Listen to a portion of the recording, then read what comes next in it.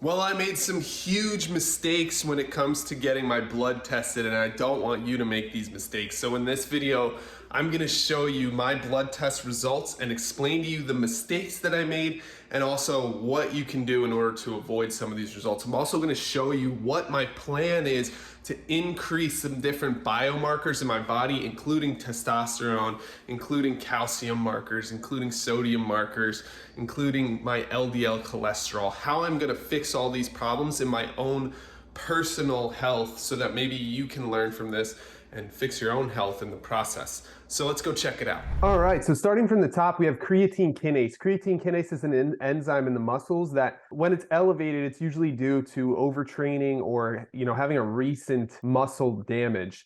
And in my case, I actually scheduled my blood work to be less than 48 hours away from when I trained last. So I'm not surprised that this is a little bit raised. Now, there's still some things that I can do in order to make sure that this stays in an optimal range. And one of them is to just do more lower impact activity. See, I love Inside Tracker because they give you this data, which is really cool. And they give you these ideas for how to make it better. So I've actually, since I got this blood test, started doing more zone 2 training, which is kind of just jogging at a pace where I'm breathing through my nose. It would be difficult to have a conversation, but I would still be able to talk if I had to. It would just be uncomfortable. And so I added those in as another day of training rather than just continually, like I was doing a lot of sprinting and running really hard and fast before. But I've added those in to replace it to keep it a nice low impact activity. I like this one, get a massage following up to 2 hours after exercise. It gives me a good reason to go get a massage when we don't usually do that.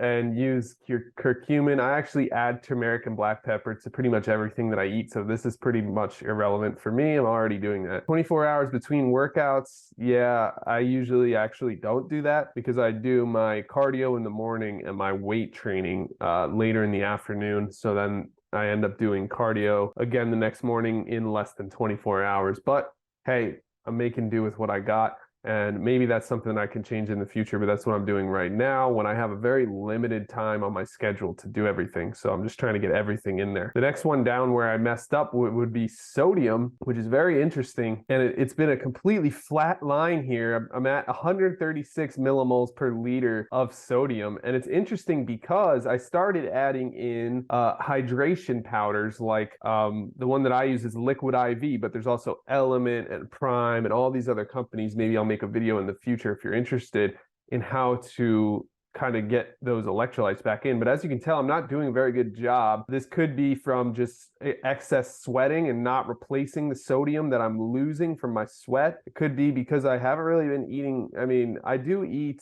sauerkraut, which has got some salt in it. I love olives. I just haven't really been eating them lately. So maybe I need to eat more of those. Cheese, add more cheese into your diet. That's the only time you'll see that recommendation. Usually dairy is known to really increase inflammation. But my sodium's real low, so maybe I'll just start eating more pizza. Joking, but they don't really give you any insight because they're like, we don't know why sodium is low. Next one is my sugar group, which it breaks down into glucose and HbA1c, but as you can tell, this needs work as well.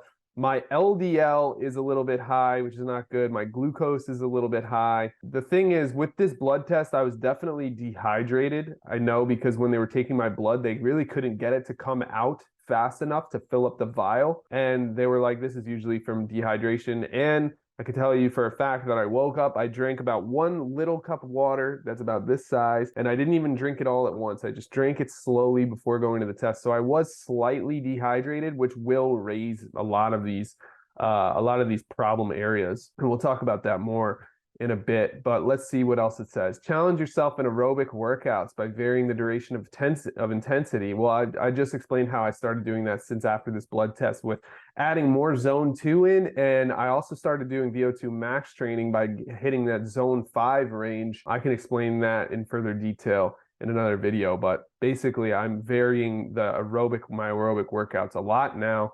And I do about 3 zone 2s and 1 zone 5 every week. So that gives me a lot of variation and difference in the amount of aerobic activity that I'm doing and the type of aerobic activity I'm doing. You've told us you sleep 8 hours per night, continue to sleep 7 to 9 hours per night.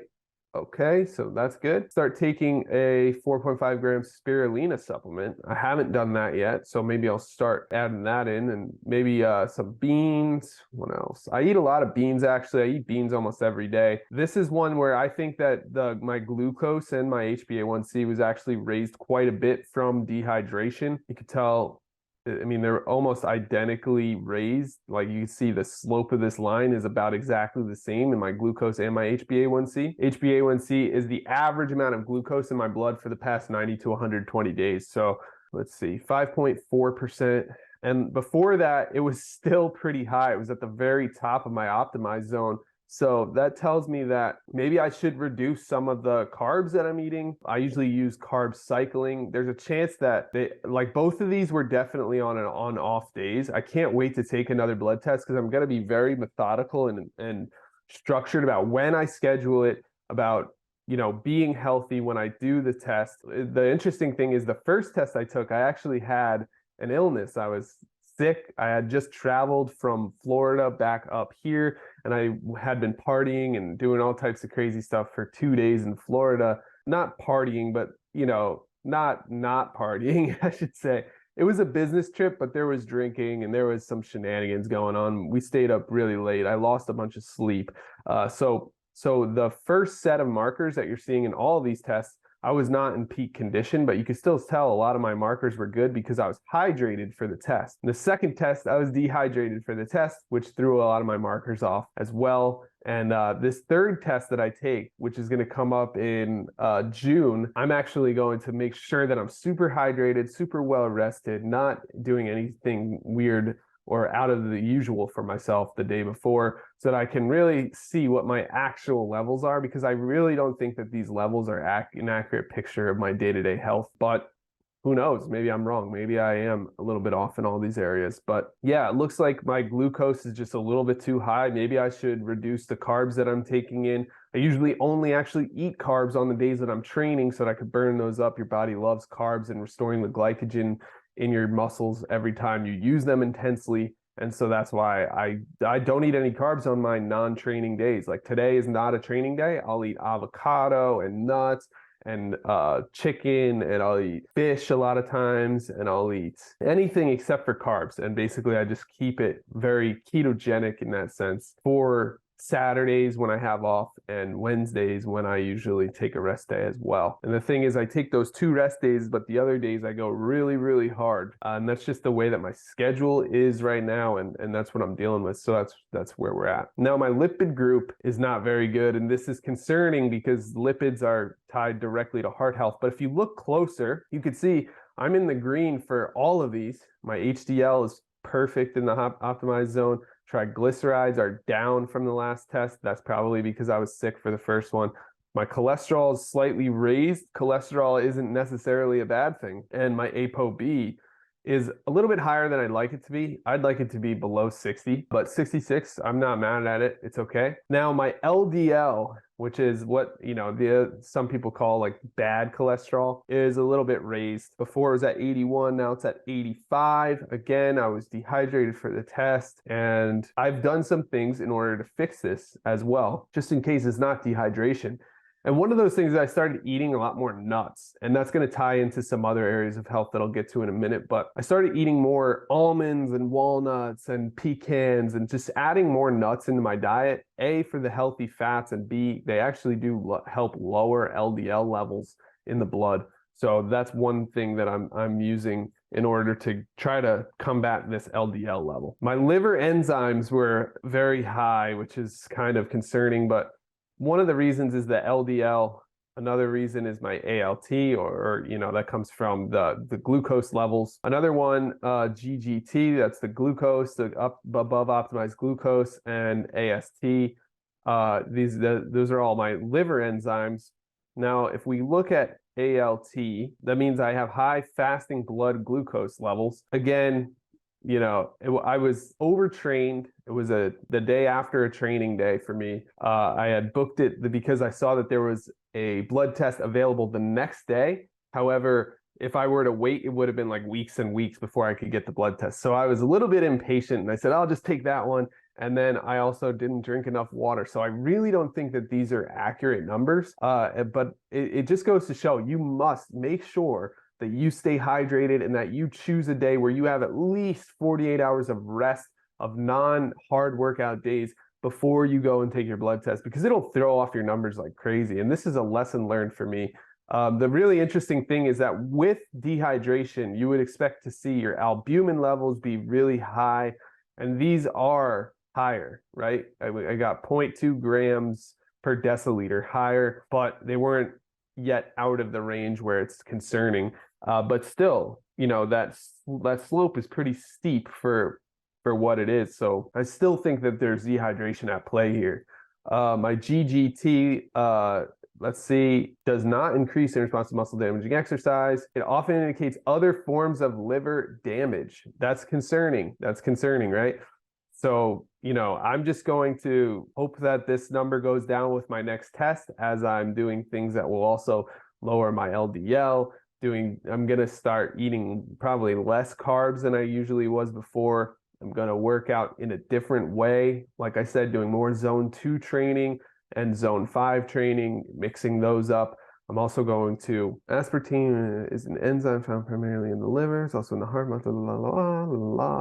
High levels may indicate disease or damage to tissue such as the liver or muscle tissue. Okay, so this again could be from overtraining too close to the test. And this is from too much glucose. This is from overtraining too close to the test. This is from other forms of liver damage, could just be dehydration, hopefully. And this is from dehydration as well. I'm going to keep a close eye on these liver enzymes and make sure that with my third test, they start to go down. There's also, I'm going to see a doctor for other reasons I'll get to in a second. And then we got testosterone. This is kind of embarrassing to share. My testosterone is very low in this test. Dehydration can play a factor in that, but I can't just make any excuses about it. It's not good. I need to raise my testosterone levels ideally immediately. Because as you can see, I barely raised from 359 to 366. Not good. Okay, it says don't do intermittent fasting, which I don't do. Given your high activity level, monitor your testosterone levels as training levels can decline. Okay, emotional symptoms, caloric restriction. Okay, I have enough protein intake. I know for a fact. I watch that very closely. Consumption of soy-based products does not impact anything. Physical symptoms below optimized testosterone may include body fat, blah, blah, blah. Okay, yeah, these are all the symptoms of what happens when you have low testosterone. But as you can see, my free testosterone is also pretty low, and my sex hormone binding globulin is high, which is not unusual. This happens to be the case for a lot of men. They'll see that their free testosterone is low, their sex hormone binding globulin is a little bit higher. And so one thing that I'm doing in order to combat this, what I'm doing in order to combat testosterone levels and try to increase my testosterone levels is I'm taking herbal supplements that are meant to help increase that testosterone. Shout out to Dr. Andrew Huberman, who shared these on his podcast and shared them with the world and on a lot of different podcasts. And that is the herbal supplement Tunga Ali and the herbal supplement Fedoja agressus. Now, Tunga Ali is meant to free up free testosterone from sex hormone binding globulin. So it basically releases more free testosterone out of this sex hormone binding globulin. So I should see this number drop slightly. I should see this number raise slightly, hopefully a lot. And then this number should also go up as a result. And the Fedoja agressus is meant to just increase total testosterone just in general. And so that's what I'm doing right now in order to combat this. On top of that, I'm also taking ashwagandha, as it says here, 600 milligrams of ashwagandha root daily. I take that in the late afternoon because it is a cortisol suppressant. You don't want to suppress cortisol early in the morning. It's better to get your cortisol levels down lower in late afternoon, nighttime, so that your body gets ready for sleep. It actually has been helping me with sleep as well, and great sleep can also help increase that testosterone as well. So those are a few of the things that I'm doing in order to increase my testosterone levels naturally without taking any steroids or doing anything like that. So, I mean, here's your proof straight up, guys, that I'm not doing anything like TRT or increasing my testosterone at all. I mean, if I was and they were this low, that would be a serious problem. And I would say I'm not using anything that works particularly well. The only reason I'm bringing this up is because I know there's a trend, there's a fad these days where people just say everyone is doing steroids, and you know, seeing someone like me that works out twice a day and crushes my body and runs and lifts heavy weights all the time, people naturally say that I'm on steroids for whatever reason, but you can tell here, this is not the levels of testosterone you will see in someone that's doing steroids. So clearly that is not the case here, and boom, there, I debunked your myth. So there we go. I wanted to share all this. And then the final thing is, I'm really hoping that this is due to dehydration, because my calcium level is dangerously high. And this can be linked to certain forms of cancer. It can be linked to basically just overacting of certain glands in the body. So as you can see, there's a parathyroid hormone that controls the levels of calcium. And if you have too much of that in your system, you get hypercalcemia, your calcium goes too high. And this can be due to certain cancers and certain tumors that are not good. So I'm getting this checked out by a doctor, but I have a feeling this is all just due to the dehydration that I previously mentioned. So hopefully this isn't an issue. I'll keep you guys updated on that.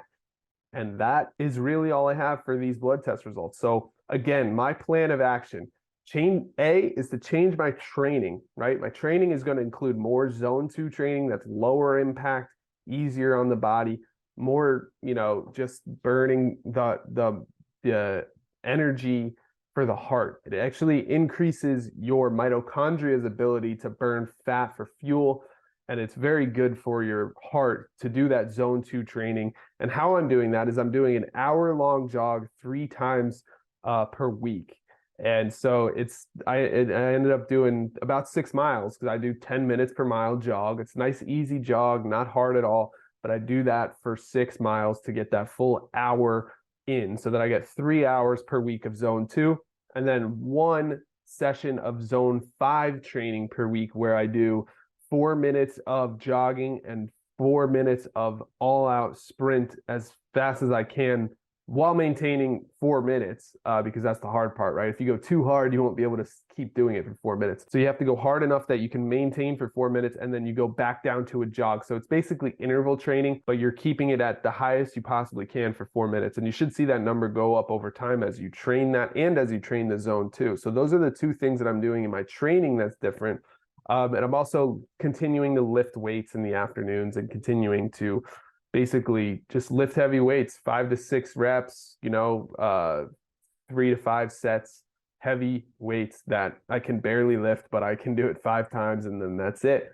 And then I take a 3 to 5 minute break in between each set. Pretty simple, straightforward stuff. And that's how I'm changing my training. And then my diet, I'm actually reducing the amount of glucose in my diet, even on the days that I train, because before I would use training days as an excuse to say, all right, I could eat as much glucose as I want. I can have as much carbs as I want. I'm going to try and reduce that. And then I'm also going to increase the amount of healthy fats that will help me lower my LDL cholesterol. And that includes things like nuts and seeds. So a lot of times now when I get hungry and I want a snack, instead of having something like an apple, that's carbs, right? I would have something like almonds, which is more fat-based. And that will also help me with my testosterone levels, because testosterone is actually made out of fat. So as you can see here, all of these are fish. Eat all this fish to increase your testosterone, which is really interesting. But basically, I think omega-3 fats are a really great thing to add in for your testosterone. And yeah, that's basically all. They don't have any other things. And then also, as far as supplements go, I have added in Tangara, Fedosia agrestis, and ashwagandha. I continue to take a fish oil supplement to get that EPA and DHA for the brain, and to get more healthy omega-3s in the body to help with inflammation. So that's my plan, and I'm sticking to it. So the next blood test that I take, I'll try and make sure that I'm extremely hydrated, and that I am well rested, and that I haven't done anything out of the ordinary the day or two before the test, so that I can make sure that my results are actually in line with my day-to-day life. And that is the goal. So take this, do what you will with it. I'm just sharing to be transparent with you, and also so that you can learn from my mistakes. Don't go into a test dehydrated. Don't go into a test too close to training, and don't go into a test too close to traveling and, doing things out of the ordinary that you don't normally do on your day-to-day basis, because this is meant to be a snapshot of your overall life. But if you're doing weird things that you don't normally do in your overall life, you're kind of wasting your time. You're getting a snapshot of something that is not true to your reality. And we want to make sure that the test is as close as possible to your reality, so that we can make sure that you're eating correct and that you have the correct game plan in order to improve your levels that are typical levels for you in your state of life. So hopefully this video helps you out. And that's all. So there you have it. That's all I have for this video. If you're new here, hit the subscribe button below this video. We're going to be uploading a lot more videos specifically to do with health related topics, and I'm gonna maybe consider doing something brand new coming on up soon. So if you're new here, hit the subscribe button, hit the like button, and I'll see you in the next video. Thank you so much. Bye bye.